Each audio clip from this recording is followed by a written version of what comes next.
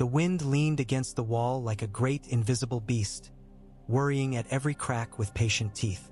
Jon Snow stood atop the icy heights, the world beneath him a sheet of hard, unrolled parchment. White, empty, cold. In the east, the morning was a smear of old milk.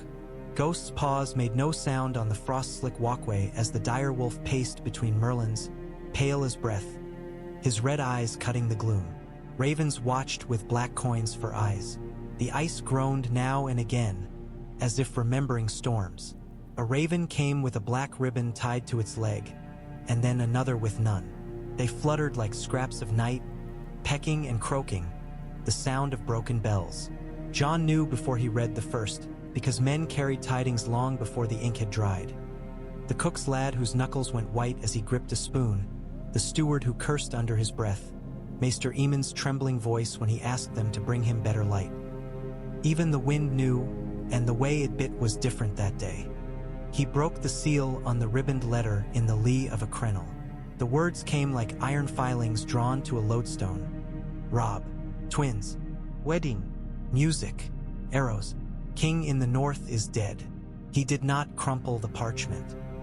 He turned it over carefully, as if he might find different words on the back, kinder ones written in a hand he knew. He could smell the castle yards of Winterfell, wet earth and hot iron, horse and smoke. Could see snow melting in a circle where a forge spat fire, and Robb as a boy with a splintered practice sword grinning with a split lip. He heard his father say, "No more, you'll break your brother's arm," and felt the weight of his own first wooden blade in his small, cold hands. He saw Sansa on a bench with a needle, Arya throwing snowballs too hard, Rickon running into walls, Bran on the roofs where he should not be. Then the wind moved again, and the wall's vast white face had nothing on it but light. Ghost pressed nose to his palm, cold and clean. Jon set his jaw and folded the letter. The snow rose up in eddies beneath him like ashes from a pyre. "Brother!" Dolorous Ed stood without looking up from his own letter, as if the words leaked from the parchment and stained the ice beneath. "Bad as it gets, I suppose. No one ever writes to say they've tripped over a chest of gold. What does it say? The world burns. Same as yesterday, only different kindling." Ed sighed. "We're still here. So were the wildlings massed in the trees north of the wall. So was the savage steady cold. So was the emptiness between breaths when the watch was about to fight." Jon felt that emptiness expand in him, take the shape of a choice he had not been asked to make and could not unmake. He had sworn his life to the Night's Watch. His father's blood beat against bone. The words of the old gods were sap moving blind through winter roots. The letter burned cold and steady through the day. That night the beacons whipped from tower to tower, flames drowning darkness, and the horn blew once, twice, thrice. They came with horns and ladders, with rawhide shields and painted faces, with matted hair and eyes that had forgotten roofs. Drums thudded like hearts. Tormund Giantsbane's laugh was lost in the howl of the wind. Magnar's men thrust like a single spear point at the gate, and Donal Noy held them with 10 men and a ragged iron courage that stank of sweat and blood. Jon moved where the need was greatest, where arrows plucked men from the crenels like rotten apples, where oil needed heating, where a shuttered slit had frozen and would not turn. He felt the string of his longbow saw at his fingers through rawhide. He felt the thump of each arrow down his bones when it left. Ghost went where the gaps were, a white streak among black shapes. Ygritte's red hair was a smear of fire in the dark, and then a spill of blood melting into snow. She had died with her eyes on him, and the words she did not say were all the more weighty for it. He had buried them with her beneath the weirwood whose leaves were stiff as iron hands, buried them under words of the watch that were older than any love he had found in the cold. The ground refused the spade and still somehow held her. Afterward he had stood there in the grove until his legs were numb, listening to the trees converse in a language older than grief. The next assault came at dawn with the light behind it, and the one after that with nothing behind it at all. The wall took them and complained only in the mornings, then went on standing. When the southern banners appeared at last as a far rumor of color on the horizon, fiery hearts and crowned stags and a smattering of men who moved like chess pieces, Jon did not trust his eyes, only the shift in men's voices, the word that ran like a fox through stone corridors. Stannis. The king who lost and would not accept that word. The king whose shadow stretched long at places of holy cold. The king who came north when other kings thought only of harvests they would never see. The relief was a hammer. Wildling campfires collapsed into frantic darkness. The host beyond the trees turned to face a thing they had forgotten to imagine. And the treeline burst with knights and banners and hard-eyed men who knew how to measure distance between heart and throat. There were charges and countercharges. There was a terrible order to it, like a poem with a strict meter. By nightfall the ground was chewed to mud beneath the new snow, and the wildling king sat on his horse with defeat in his shoulders, a man whose whole life had been spent walking toward a wall with his face turned up to it. He yielded. He had fire in him still, banked and dangerous, but he yielded. Jon watched from the wall as the standards of the south snapped in the bitter wind and thought of another banner, gray on white, a dire wolf running across plain cloth. He felt nothing of triumph, only a deepening and a widening, a river carving down and down into bedrock until it formed a canyon you could not cross except by falling. In the days that followed, Castle Black became a hive of men who did not belong to it. Queen's men with shaved scalps and eyes like whetstone moved about with a purpose that stacked wood and built gallows at the same pace. The queen herself arrived with a child whose face looked like a moon found in a cask of apples. The men of the watch made space with the chilly courtesy of hosts who would rather be rid of their guests and could not be. Ghost avoided the Red Priestess and would bare his teeth if she came too near, though she only smiled and said there were fires that burned without smoke. Davros, no Davos. Came to Jon in the yard with a hand that ended at 2 fingers and a tide-worn courtesy. The Onion Knight moved like a man who had learned humility by having his pride beaten out on an anvil. They spoke low beside the kennel where dogs slept in steaming straw. Above them, the wall shed chips of old ice like dandruff. "My king would speak with you," Davos said. "He has heard what is said of you. He has seen you fight." "His man has eyes then," Jon said, glancing at where Melisandre crossed the yard with a train of red shadows. "Come." Stannis Baratheon had a face like a clenched fist. When he spoke, the air seemed to tighten to listen. He dismissed his knights with a look that saw too much and not enough, and when the tent flap fell it was as if the rest of the world had shut its eyes. "You are Eddard Stark's bastard," he said without insult or ornaments. "Your brother is dead. Your house's banner was torn down by treachery and sold for salt. The North is leaderless. You know it. So do I. The Boltons sit in Winterfell with the Lannisters' favor. I cannot have that. Nor can I, your grace." "Grace," Stannis said, as if tasting a word he'd been chewing too long. "A thin coat of paint. It won't hold where the weather is rough. Legitimacy is iron. The law is iron. I will make you Jon Stark, Lord of Winterfell, Warden of the North. You will bend the knee and hold the North in my name while I take the Iron Throne that should have been mine by right." The words were a kind of warmth. Jon shivered anyway. He could feel the wall at his back, the oath like a knife stuck point down in the ice between him and the rest of his life. He remembered his father's voice and honor like a cloak over his shoulders that never sat properly because of how it had to be cut to fit around bastardy. "My place is here," Jon said. "Your place is where you can do the most good." Stannis leaned forward, a man who had learned to make his will into a weapon because he lacked any other comfort. "Your watch on the wall has kept a gate barred. Good. Your watch on the north could light beacons all along it. These wildlings," he made the word into a nail. "You know them. They will kill you all if they come over.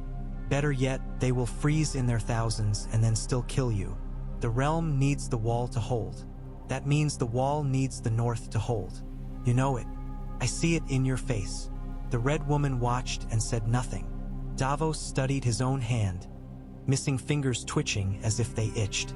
"What you ask," Jon said, and had to stop to swallow because the word he had almost said was "what you offer."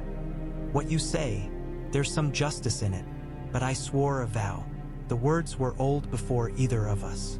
"If I break mine for advantage, why should any man keep his to me?" Stannis's jaw twitched. Because he will fear you. I would rather he respect me. Then do not be a fool. Take what I give and make men respect you with the edge of it. Your grace, Jon said with a small bow, because he could see the fury gathering as snow does, patiently, inevitably. Give me time. You will not have much of it. Winter does not delay for bastards. When Jon left the tent, the cold reached up and cupped his face with both hands. He breathed it in like water. That night he dreamed the crypts of Winterfell, as if the news of his brother's death had unlocked that door again inside him. He walked with a torch that smoked and guttered against stone, and the statues peered out from cloaks of dust, all of them looking down their noses at him, iron and granite and the long-buried contempt of the honored dead for everything breathing. He passed men with their wolves at their feet until he was a child again, until he stood before the place where there should have been a statue wearing his father's face. There was no statue. The niche was empty. His torch hissed and went out. Then there were eyes in the dark, ghost eyes, red as coals, and a feeling of roots moving gently against rock, like a lover's hand in sleep. A voice he could not call a voice said, "It is cold above, and it is colder below. Blood south of the wall, blood north of it. The tree dreams. The one you love dreams. The wolves are hungry." Jon woke with his hand on the knife by his pallet. Ghost lay with his head on Jon's boot and did not lift it. The room was as black as a shut mouth. He lay back down and heard the wall settle, and for once the ancient ice sounded like a thing that might have an answer if he asked it properly. In the morning, the remnants of a Karstark party stumbled through the gate with snow in their beards and frost cracked in their beards and fury in their bones. A girl with hair black as a raven's wing and eyes like chips of winter came to Jon with her hands ranked with bruises. She named herself Alice Karstark, daughter of a traitor and prey to her own kin, who would wed her to an old man for a season and to a grave for longer. She had ridden to the only law she trusted now that the other sort had proved a fry fork. "They would have me for breeding stock," she told him in the hall, standing straight though her knees shook. "But I am not a cow. My father's men are divided. My house a butchered deer. Help me, and I will right my house to yours." "Mine is a house of crows," Jon said. "You are Eddard Stark's son," she returned, and there was no doubt in the way she said it. "If names are iron, blood is fire. Heat me the iron with yours." Jon turned the thing over like a blade he might pick up by either edge. He saw the thens among the tents outside, their faces carved in the cold like old stone knives. He saw Tormund's belly shaking while his eyes remained hard. He saw the Queen's men measuring the world with strings and calling it God's will. He remembered Stannis's offer like a hand extended that led downstairs he was not sure he would be able to find again if he slipped and fell. He married Alice Karstark to a young man of the thens in the Grove of Nine, before the white trunks that had watched more kings rise and fall than any iron chair had known. The girl stood with her shoulders back and her chin up, and Sigorn stood beside her with the fixed face of someone who understood the terms and could accept them. And when their hands were wrapped with the pale cloth, the branches did not shiver at them. Men muttered and some spat. Others nodded and said nothing. Their eyes were counting. The wind made a sound among the carved faces like a very old audience drawing breath to speak. Later that same day, Wyman Manderly's envoys dragged their majesties through snow. Men wrapped in sealskin and fat and a genial insolence that traveled well in winter. They brought salt and bread and the smell of cinnamon clung to their furs, a mockery of warmth. They brought also quiet words, the sort that were delivered while men were being served stew and had their mouths full and could not answer with their tongues, only with their eyes. The Lord of White Harbor would not risk his house to a Southron king who had never shown it much favor. He would risk it to a Stark. Even a Snow if that Snow stood the way a Stark should. They spoke in a corner of the hall while a red priestess watched the sparks of the cooking fire arc up like fleeing souls. The envoy had a mouth like a soft cushion and eyes that were shrewder than his flesh suggested. "Legitimacy is a baked thing," he said, "and each man likes his bread a different way. My lord would butter yours. He would tell you that the north is too long and too cold to be a vassal to anyone. He would tell you that the old kings wore bronze and iron, not gold. He would tell you that a raven's egg hatched in the grove this morning. Perhaps it is all folly. Perhaps it is an omen.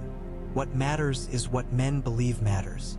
Wyman Manderley will summon ships and open his coffers, open his ovens, too, if need be, for a king whose name is Stark and whose vows are to the north. For Stannis he will keep a clean guest bed. For a Stark he will murder in his cellar and sing over the bodies after. Your master speaks treason, Davos told them later, salt cold in his bluntness. My master speaks of debts, the envoy replied. A Lannister has a way of paying his. The North has another. It is quieter. Jon went to the wall alone and put his palm to the ancient frost. Somewhere far north the sky shook itself, a dog casting off snow. He could almost hear Robb's laugh as a boy, when they had raced from the practice yard to the kitchens and Robb had stolen 2 honeyed strawberries and pressed one into Jon's hand because the joy was not full unless it was shared. The memory made a wound in him deeper than any this winter had cut. He closed his eyes and saw his father's stillness. His mother's face he did not know. The children's faces like windows in a burned house. What Stannis offered was iron. It had weight, it made a sound you could count. But it came with a chain. What the North needed was a fire in its belly, and chains did not sit well above flames. Jon had sworn a vow, and the vow was not the sort one put aside like a wet cloak by the door. Yet there is a duty beyond this duty, he thought, and heard the thought speak in his father's deep voice. The wall needs the North. The realm needs the wall. Could an oath be kept by breaking it? He slept without dreams and woke with an answer. He called them to the grove as morning burned pale at the edge of the world. Not only the Watch, for whom it was forbidden to meddle in the realm, he would not ask them to share his sin. He called the North. Mormonts come like pine knots that would not burn easily. Umbers who smelled of bear and old meat. Hill clans with snow in their beards. Glover's men without Glover, but wearing their scars as if the man were inside them still. The White Harbor men with their soft hands and sharp knives. Tormund came smiling as if to a feast, and the then men came with their spears held like arguments. Stannis stood with his face like a blade that had not decided yet where to cut. The Red Priestess melted snow with her gaze. Davos watched with the patience of a man who had waited out storms under the lip of a wave. The heart trees listened. Jon did not kneel. He stood beneath the white-barked regard of the old gods and bared his head to the cold that touched his skull like a blessing or a warning. I swore an oath, he said, not loudly, so that the words fell short and made men lean in to hear. It binds me still. I have held to it more dearly than to my life. But I was not born only for myself. My house is broken. The wolves are scattered. The North is a winter field, and crows go up from it because they smell meat. His breath rose thin as prayer. I cannot let the Boltons take my father's godswood and string it with people. I cannot leave the wall unfed, unwatched, unsupported. I cannot leave my brother's bones dishonored. I am a crow. I am a Stark. If a man must be 2 things at once, let him be them in truth. He took his sword and laid it in the snow. I will not take Winterfell in another king's name. I will not wear another kingdom's yoke. Not for pride. For the North. If you would have me, I will be your king, and the first of my vows is to the wall and to the living. My crown will not fit unless it makes space for both. His voice did not shiver. The wind made up for it. For a long moment there was only the sound of breathing and the light crack of branches growing colder where they were already cold. Then old, one-eyed Crowfoot Umber came forward. His beard rhymed with hoarfrost, and knelt. His knee made a hollow sound against frozen ground. King in the North, he said, and which word was heavier no one could tell. Behind him the Mormont woman, Alysanne with the scar that said she had been kissed by steel, put her fist to her chest and said, Bear Island knows its king. The shout went up ragged and mending itself as it rose. King in the North. The White Harbor men took it as if it were a song they had known as boys and only just remembered. The Hill clans shouted as if it hurt them and they liked the hurt. Tormund grinned. Stannis did not move. The Red Woman's smile deepened like a crack glazing on a kiln. Davos closed his eyes for the space of a blink and opened them again. They had no crown for him, only iron. That was fitting. Othel Yarwick, who had more of the smith than the builder in his hands, hammered old chain into a circlet that knew its duty. It looked like a piece of the wall's winch, black and heavy. When they set it on John's brow, it seemed to settle with a click, as if it had been waiting for that place, and the cold gathered there and held. He did not feel taller. He felt like a man who had finally put on a pack he had been carrying on his shoulders for years anyway. Stannis came to him when the shouting had worn itself tired. The king of Dragonstone did not bow. His mouth made a line like a drawn blade. "So," he said. "So," Jon answered. "You put aside your oath for another one." I piled it on top. "The wall comes with me." "Do you propose to "Be king of the Watch as well." "No." "Its vows are to all kings and to none. But the North's first duty has always been to the wall, whether it remembers it or not. As king, I will make the North remember." Stannis looked beyond him at the hard trees, their faces unreadable and timeless and unimpressed. "You will need grain, men, swords, law. You will need justice and the will to carry it through when it is not pleasant. Those are the things of kings. And you will need my leave. Do I have it?" Jon met the man's gaze. It was like looking into the mouth of a kiln. "You have my attention," Stannis said. "You have my armies, for now, because the Boltons are mine to scourge, and you will be useful. But do not think I accept your treason against me. Once the Boltons are cut down, I will have the North bend the knee, you with it. Perhaps the winter will end before then," Jon said, and he heard his father in his voice, a dryness that was not quite humor. "Perhaps it will not. For now we have the same enemies. They planned a campaign that winter would not love. Letters fled in black storms from Castle Black. The beacons that had been dying of neglect were dragged up from drifts and set to rights. Men moved across snow fields like seeds blown by a late wind, seeking furrows and finding graves. Wyman Manderley sent ships into harbors that were becoming teeth. He sent also quiet men and a song that no one would later admit to having heard. The Umbers split as they always did, one branch roaring to the Boltons' feast, the other sharpening axes in the dark while telling old stories about giants and younger stories about Freys. Deepwood Mott woke from a bad dream when Jon and Stannis pressed the Iron Men out of it with a vice of steel and hunger. Asha Greyjoy came out from the smoke with her hands up and her chin still high and her braids stiff with ice. She stood before the two kings of contradiction in a torn leather jerkin and said, "I would rather you hanged me than you talk at me." Jon had a grudging respect for the iron in her. Stannis had none. He would have burned her to make a point had Davos not suggested points were cheaper if made in ink. In the end, Asha bought her rope with truth about the marshy ways, and a certain ironborn band took ship to forget the North existed. Jon let her go when Stannis had turned his back, even knowing he was making an enemy for later. He had enough of them. The coin flipped, and sometimes the wrong edge looked like mercy. He moved like a winter raven, tireless, without flourish. He sat in hall after hall, rough timber and smoke and frost-white beams like the ribs of a god's carcass, and listened to Mormont women who would not kneel for any man who could not match their scars. To Glover's cousin who had hidden boys for 2 months in a barley barn under a false floor while Freys drank themselves blind on his ale above. To Hill clan chiefs who measured a king by whether he ate what they ate and whether he laughed at their jokes. He did not smile much, but when he did it creased his winter face into something men understood. He ate what there was and did not complain when it was salt fish and onions for a fortnight. He sent flour to where the ravens returned with 3 exclamation marks in the margins. He sent axes and men to the wall as if that were his first tithe. He sent the wildlings into the new gift with a charter that felt like a blunt blade but would cut when needed, and he sat on a bench with Tormund and hammered out where they would not range and what they would pay and which fights they would not pick even if they were bored. Men grumbled. Men called him Snow with a curl on their lips. Men said his crown was made of old iron and stubbornness.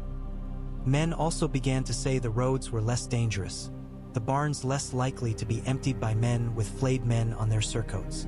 The letter came like a knife slid under a door in the dead of night. The parchment was rough. The words tracked like dirty footprints. A seal of pink wax pinned it closed, a smear of arrogance pressed with a rough signet. Your false king dies tomorrow. I hold Winterfell. I hold your sister.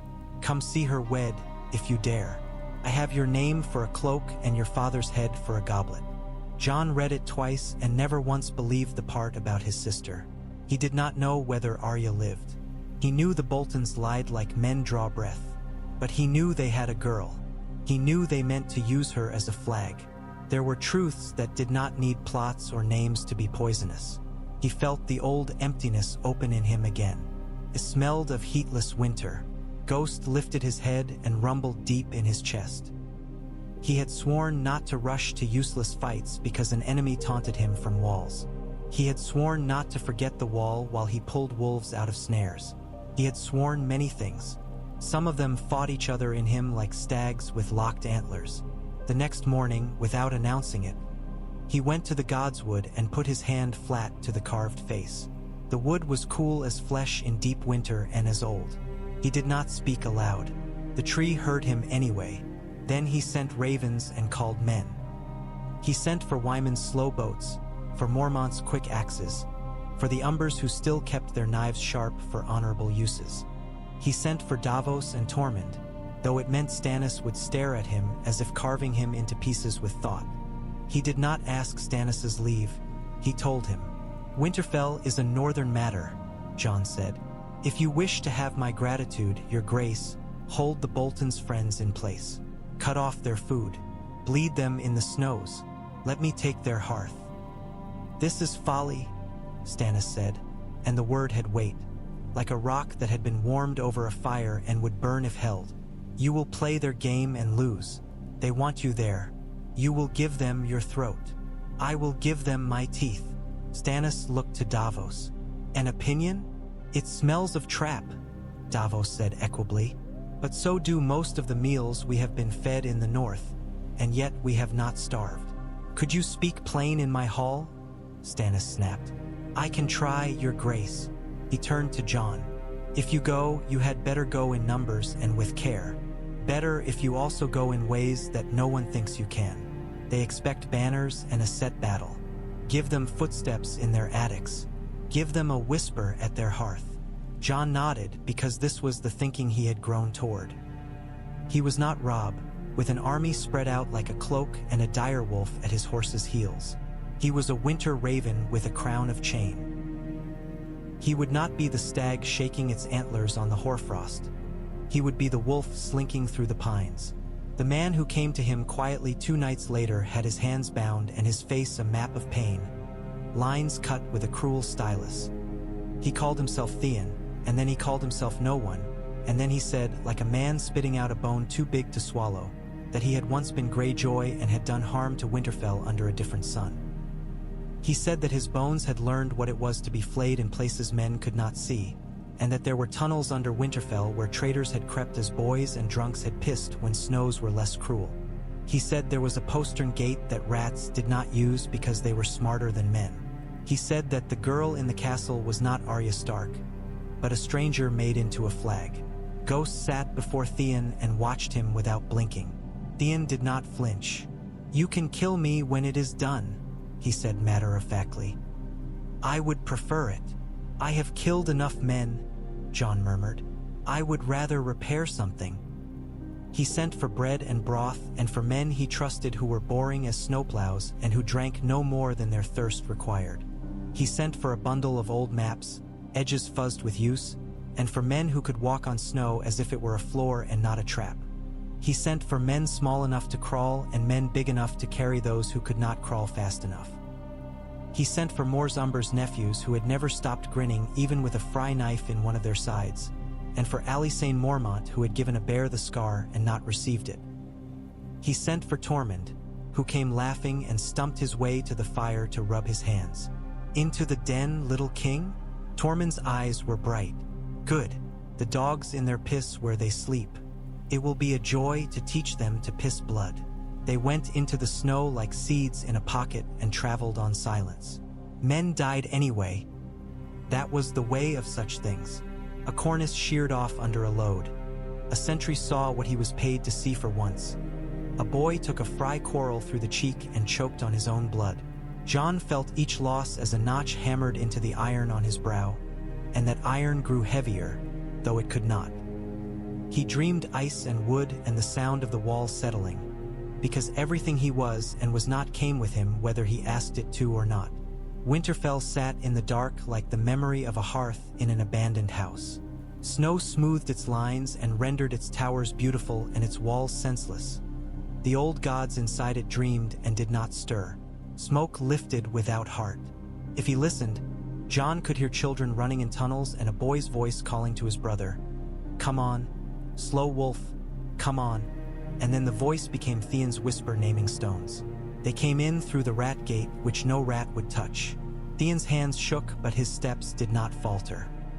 When they came up in the wood cellar, the cold there smelled of rot that had set to reading old family stories and could not be bothered to turn the pages properly. Men with knives went ahead into silence and came back with dabs of blood on their knuckles that suggested the way had been cleared. Alysanne Mormont breathed like a woman counting. Tormund cracked his knuckles in a way that sounded like fire moving through dry pine. The Hall of Winterfell had never looked so ugly. The banners were wrong. The air was wrong. The chairs were filled by men who could not find their own reflections if you gave them a polished basin and a candle. A flayed man hung in the wrong place and turned slowly in a draft. The girl at the high table was afraid and not pretending otherwise. She gripped her cup the way a drowning sailor grips a floating cask. The boy beside her had a smile like a cut made too deep and then left to see what happened. The older man, its father, wore his face as if it were a glove he had grown tired of, and now he was looking for reasons to take it off. John thought simply no. He did not plan the next breaths. He took them. Tormund was at the far door before the first fry rose to say something witty and did not finish the W. Alysanne had a spear through a steward's throat as if she were spitting meat. The Umbers laughed while they killed. The hall became a confusion of benches and blood and winter breath. Ramsay Bolton, the smile too wide, loose dogs and knives with equal joy. Theon threw himself at a man twice his size as if he were grateful to have been given a weight to carry that made sense. John, crown on and cloak heavy, cut down a bannerman whose livery was fry blue and could not have told the man's name 10 heartbeats later. He was not Robb. He had ghost. The dire wolf moved like a thing unpenned from a long, slow rage and went silently for throats while men cut at empty air with mean little swords. They did not take Winterfell in an hour, because Winterfell was more than a hall. They fought all night and all the edges of morning until the snow fell inside the keep through broken slates like feathers shaken out of a dead white bird. Ramsay ran as a rat runs when it knows the cats are grown bored and will begin to play.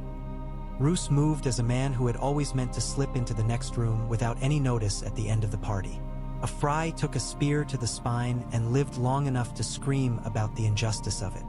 The girl, Jane, not Arya, found John in the upper passage where a window had given out and spilled adrift across the floor like sugar. Her hands were numb and full of needles she had never learned to thread. John put his cloak around her without thinking and felt the chain crown shift and settle. He found the godswood in the gray light and went there first before he did any other kingly thing. The trees stood against the white like a dream he had not yet finished. The red leaves were stiffer than a banner turned to wood by winter. Blood had been spilled here. Blood had been spilled everywhere. He put his hand to the face and closed his eyes and said nothing. The silence that answered was not empty. It was like a full cup he was not sure he should drink. He drank anyway because he would need whatever it was. They found Roose in the solar because of course they did. Ramsay they found 3 days later in a kennel, pursued there by his dogs when he had nothing left to feed them but himself. The dogs were not loyal to any flag but their hunger. The Boltons died the way they had lived, which was a kind of order that made northern men nod afterward while they wiped their knives.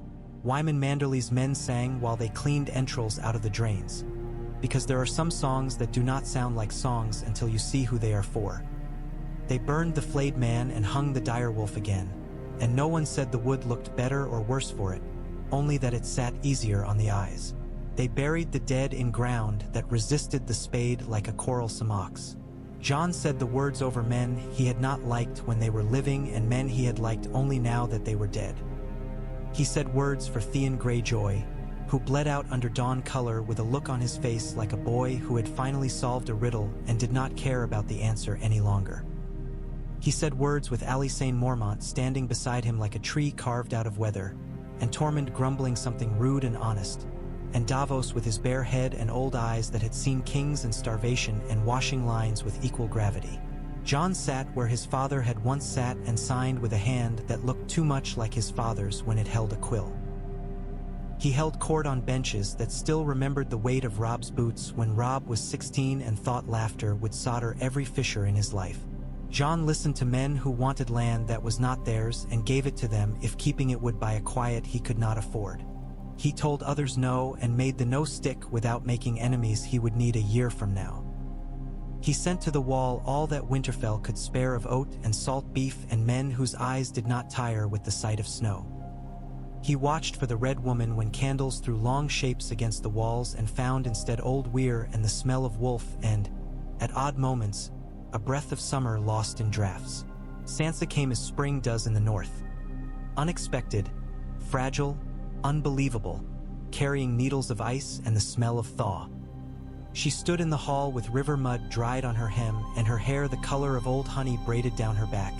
And he knew her before the name came, because the bones know their own, because a face is a story before it is anything less. She had grown in all the places where girls grow when they have had to learn to measure rooms by the danger in them. She touched his cheek very lightly and said his name as if to make sure she had got it right, and he touched her hand in return as if it might melt. "I thought you dead," Jon said. "So did I." Her mouth quirked in something that was not humor. "It goes badly for the dead when they have to eat." He called for bread and salt because that was his first thought, and because salt in that hall the night he took it had been the taste of old blood. She sat and wrapped her thin fingers around a cup that steamed, and he could see the skin tight over bone under her eyes. She had slept in fear. She had worn nobility like a dress that might be ripped off her at any moment. He wanted to put men with good hands and blunt hearts around her forever. He wanted to set her in a small room with embroideries and to let her decide which ones were pretty. Instead, he asked her what she needed. "Time," she said. "Light. Doors that open from the inside. A bed. You shall have beds for yourself and all your ghosts," Jon said, and Sansa's mouth softened at the corners, just a little. They spoke long into the evening while snow fell like the past, gently insisting on itself. She told him of the veil and a man whose hands shook, of a perverse lord and a kiss on a mountain, of pretending to be no one in houses where everyone pretended to be someone else. He told her of the wall and of vows and of forging a crown when iron was available and gold was not. He did not tell her about waking under winter as if underwater, unable to find the sun. She did not tell him about certain nights. Some stories belong to the silent old gods until they are ready. Word came as it always did on black wings. The dead moved in their 10s and then in their 50s and then in their 100s where the woods were white and the sky was knife steel. Hunters went into trees and did not come out of them, watching their own feet walk away. Farmsteads in the new gift had smoke that never died and light that was too steady. Once a patrol returned with the frost still blooming along their lashes and ice in their beards and all their eyes a milky blind. Their hearts beat. They took breath. They did not see any difference between a man and a tree that had been cut down and would not grow again. These were not the lies of men who had too much wine. The air had changed. The season had put on its deeper cloak. Jon went often to the Godswood. Sometimes he went with Sansa, who walked as if she were learning to trust the ground. Sometimes he went with Melisandre and let her talk until her words slid to ash out of her mouth, because some fires consume themselves when given room. More often he went alone. The weirwood did not offer advice in a man's tongue. It did not care for the proper forms of address. What it gave him was something steadier and far more unnerving. The feeling of being watched in a way that did not measure him by any human weight. He wanted that alien regard now. He wanted to be held to something that would not crack under pressure. He went also to the crypts and sat with stone and dust. Robb's statue had not been carved. The niche where Eddard Stark should have stood had been empty in his dream and was empty here as well. Jon set a candle on the ledge and watched wax gather like fat at a roast. He had a sense sometimes of Bran moving like a fox between trees none of them would ever see again, and of a wolf's breath warm on his neck. The feeling did not comfort him. It made him feel correctly placed in a world that had no use for comfort. Stannis rode out and struck at Karstarks who planned treasons in the snow and called them duty. He took men who had been waiting all their lives to follow orders given in a voice that allowed them to keep their pride while they obeyed. He sent Jon curt missives folded tight as fists. Jon sent him food and quicker scouts and a slow nod he could not see. Alice Karstark wrote from Carhold with a hand that had learned to become a sword. She spoke of the thens plowing in a rhythm that did not look like war and of children born who had never seen grass. Only the memory of it told around hearths as if it were a story. They say we should hate them, she wrote in her rough, beautiful letters. But then they fix a broken wall when there is snow up to their waists and do not ask for more than is promised. I have learned to hate my cousins more. Jon smiled at that, and then set men to ride the borders where the bones of the dead showed through the frost.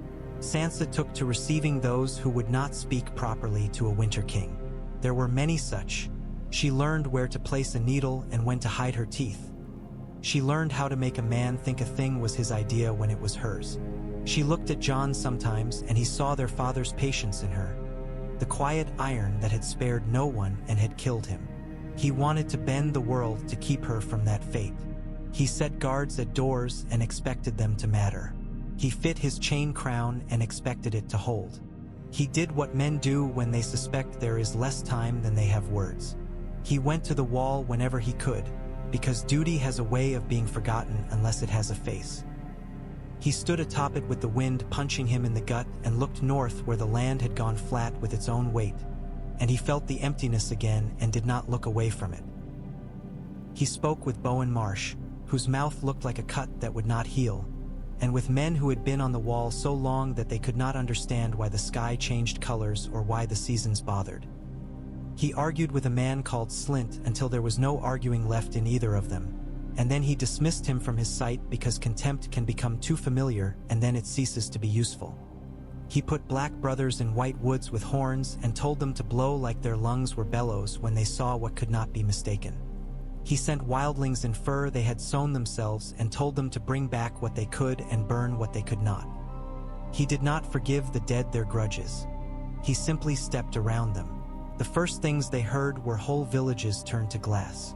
The second things they heard were tracks that broke nothing underfoot, that treated ice like smoke and snow like air. The third were blue lights in the forest where there had never been lights before. Steady, too steady, as if someone had taught a torch to hold its breath. The men he had placed at the beacons sent back only 2 words each and always the same. They come. He gathered the north in Winterfell's hall and across its yard, under the sight of the dead who had seen too much. The mood was not fear. Fear is a thing that runs and shrieks and climbs. This was the quiet that comes when you are under a heavy load and it is either balanced or it is not, and you will find out at the next step. The women of Bear Island knotted strips of wool with hands that had skinned seals in winter and men. The Umbers sharpened axes until sparks rose, and then they sharpened the handles with oil. Manderly's men found old nets and made them new, muttering to themselves about fish that swam under ice and how to pull them up without breaking the line. The hill clans told stories of kings who had fought winters that had gone on for years. Their stories did not end in triumph but in endurance, which is something else and sometimes more and always less. Jon walked among them with the iron on his brow and felt its weight as no more than the echo of the weight inside him.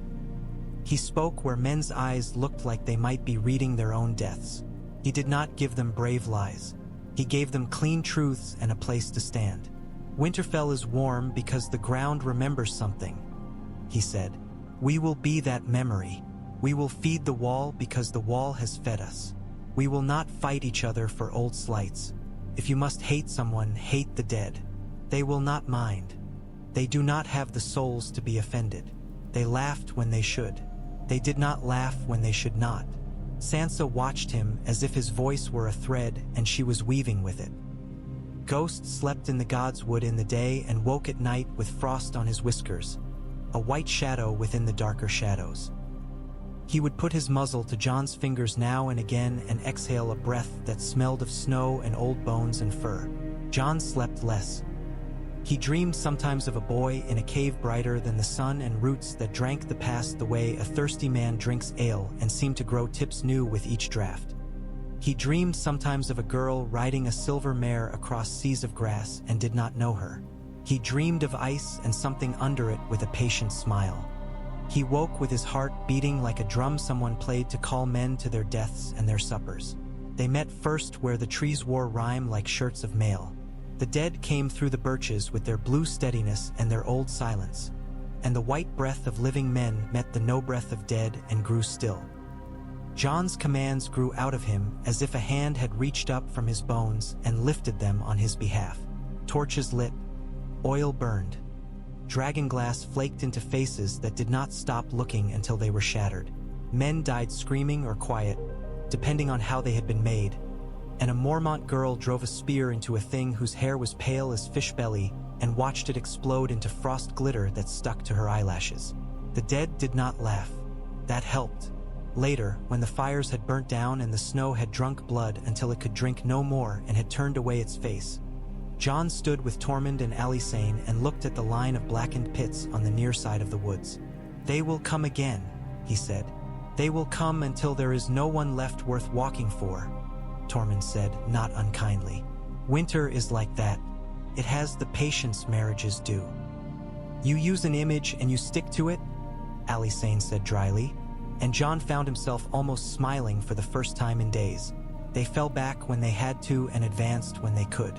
They built walls inside of walls and burned everything that would burn and then burned things that had thought themselves immune. They lost men and sent for more. Men came because the North had decided to be itself again, and that meant to stand until its knees shot pain up into its back and to curse while it did it and to count that as singing.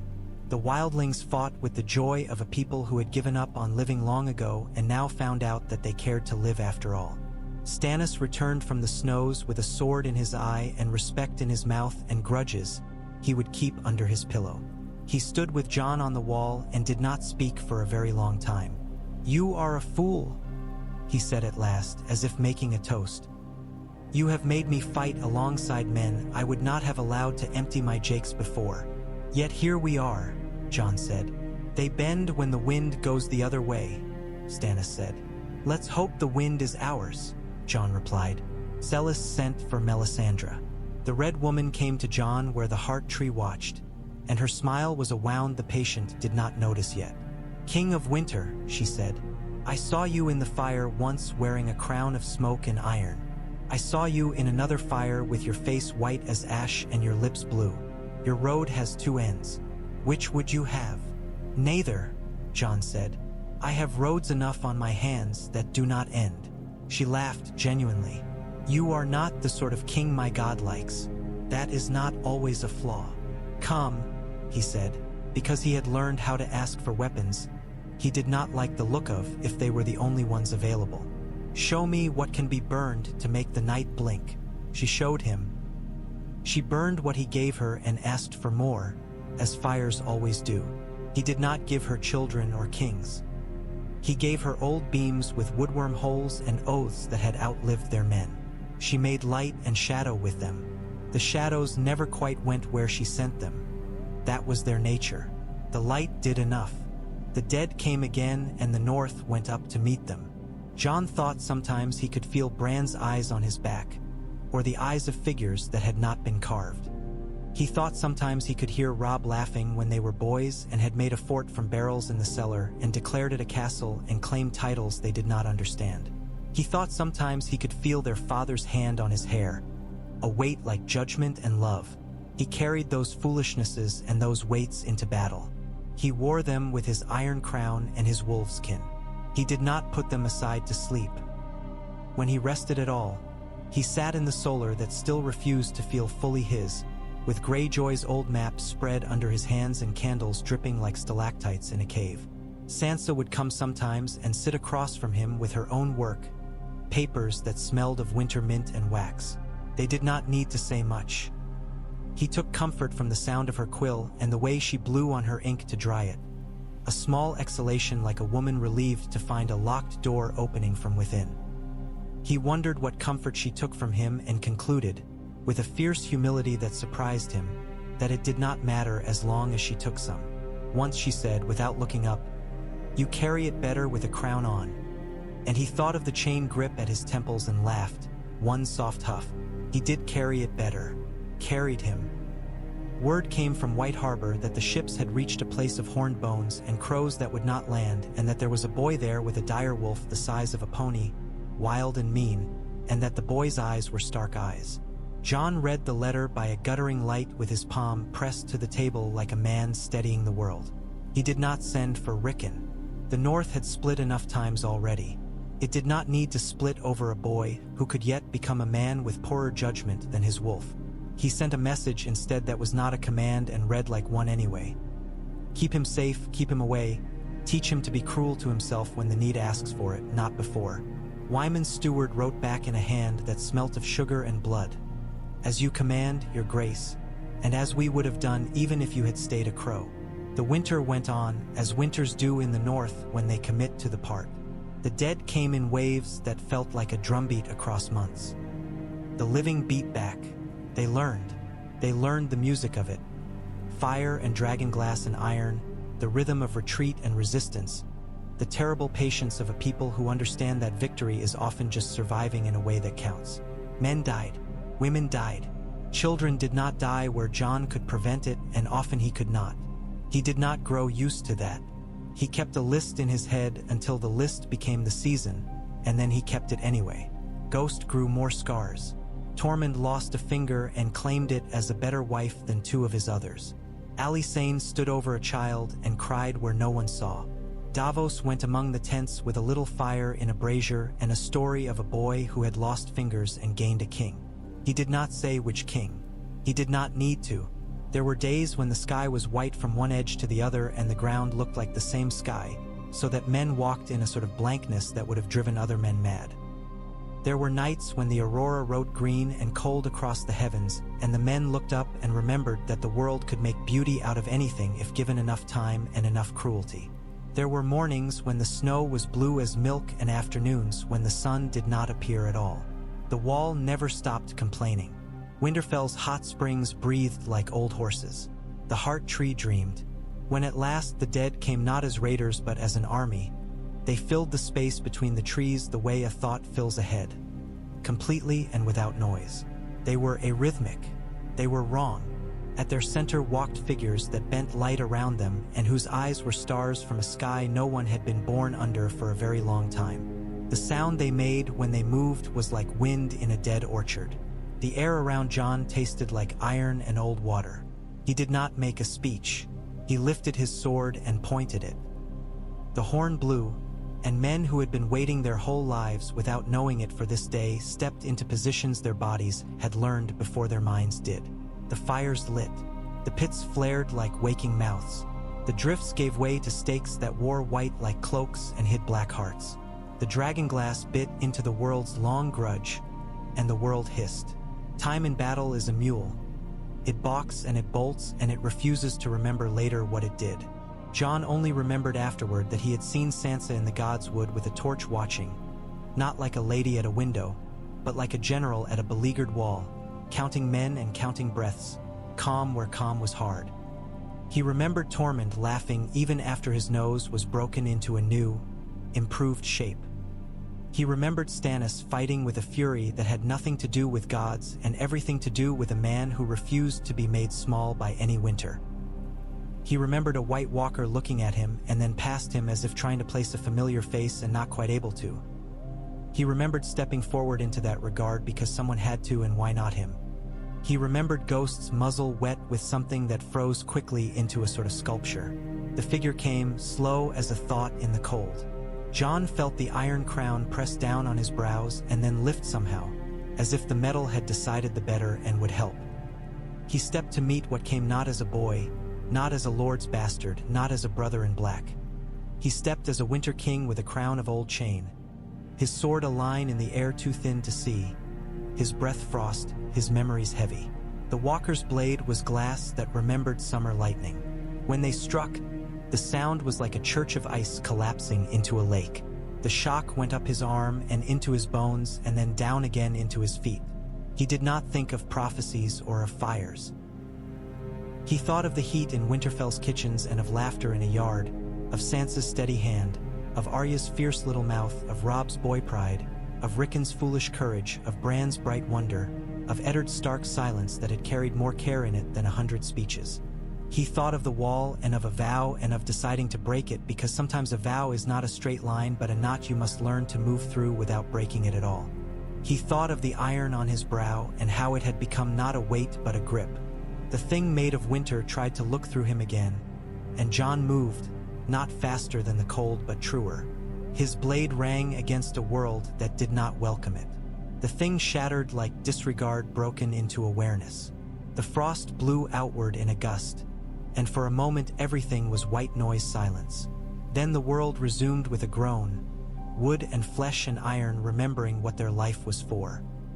After, when they counted and did not really want to know what the numbers said, the men of the north stood in drifts with their beards and hair rimed white and their eyebrows gone to frost and their eyes red and bright.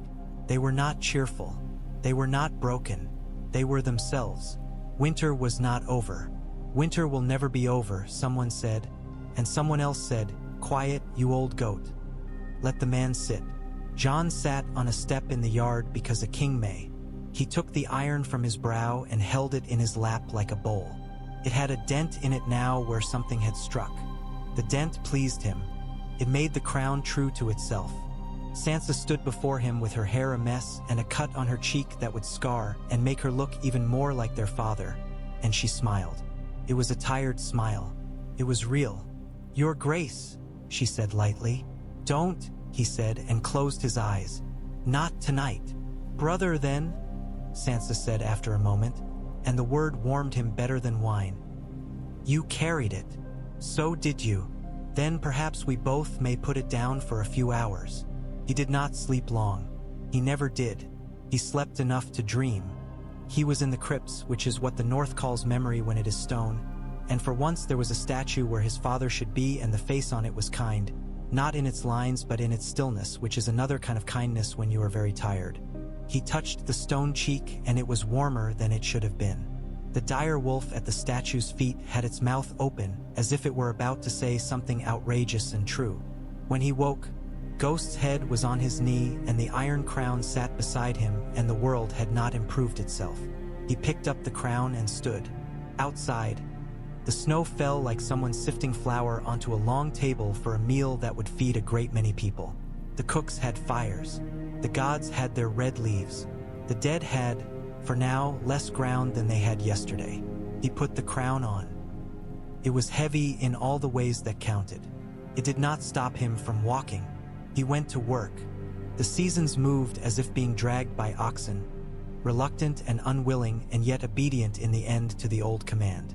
Spring would be a rumor passed from fire to fire, and then a truth that no one believed until they saw mud where yesterday there had been only ice.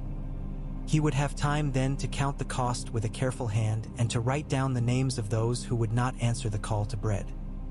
He would have time to send for boys to train with blunted blades and for girls to learn their letters in rooms that did not smell of fear, for men to mend fences and cut wood and agree that there was enough blame to go around for the next 1,000 years.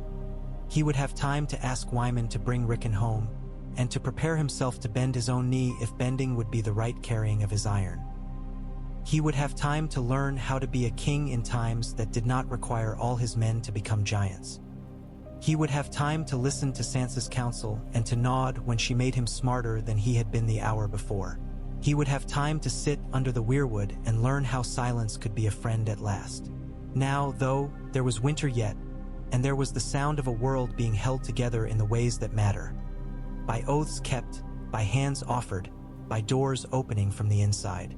Jon went out into the yard, and men looked up and said nothing because they had learned to keep their mouths for food and their eyes for watching. He lifted his hand, and they lifted theirs. The day proceeded. Fires were fed. The wall side, the north, remembered itself. At dusk he went to the wall walk above the gate. The sky wore rags of color that had not been there at noon. He could see, far to the south, a faint darker line where forests began again in earnest, and to the north, a lighter line where the eye gave up. Ghost leaned against his leg, large and solid and improbable. "You were born for this?"